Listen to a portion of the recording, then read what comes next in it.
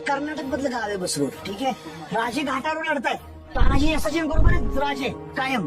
Imagine करा की तुम्हाला एखादा पेपर दिला, टेस्ट द्यायला दिली, सगळ्यांच्या टेस्ट कुणीतरी ऑथराइज पर्सन आहे ते बघताय आणि तुमच्याकडेच बघत नाही, तुझ्याकडेच बघत नाही. वाईट वाटेल. शिवछत्रपती घाटावर लढतायत. युद्धांमध्ये महाराजांचं सानिध्य मिळतंय घाटावरच्या आपल्या अश्वदळाला, पायदळाला. बरोबर. समुद्रावरच्या दर्यावरती वीरांचं काय, बिचारे लढतात. माझा राजा ना तो घाटावर असतो. बरोबर नाही. त्यांना पण काहीतरी मिळालं पाहिजे. रोज रोज महाराज येऊ शकत नाहीत. एक मोहीम काढली आहे सिंधुदुर्गावरनं शिप्सने ट्रॅव्हल करायचं आणि बसरूळ ज्याच्यावरती परप्रांतीय व्यापाऱ्यांच्या जाचाखाली खूप जण आहेत, त्या बसरूळला सोडवायचं. या जाचा म्हणून ज्यांनी नेव्ही इन्सेप्ट केली आहे, इंग्लंडच्या राणीने नेव्ही बनवली, ती स्वतः नेव्हीतनं कधी प्रवास नाही केलेला. जे नेव्ही बनवतात आणि त्याच्यावरतीच राहतात ते फक्त चाचे असतात. म्हणजे कोण?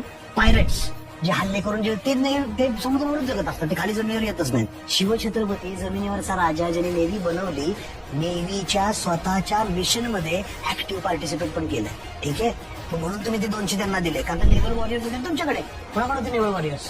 मग त्यामुळे तुम्हाला त्यांना 200 मिळाले. यू वोंट बिलीव्ह, बसरूर हे गाव आज सुद्धा 2 वेळा स्वतंत्र दिवस बनवतं. एक आपण सगळे बनवतो तेव्हा, आणि दुसरं कर्नाटकातलं हे गाव शिवछत्रपतींचं पाऊल तिथं पडलं, तो दिवस स्वतंत्र दिवस म्हणून मिळवतो.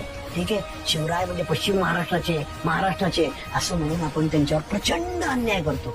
त्या माणसाने जेवढं कर्नाटकांसाठी केलंय ते प्रॉब्ली त्यांच्यानंतर कर्नाटकच्या गव्हर्नमेंटने पण नसेल केलं. ठीक आहे.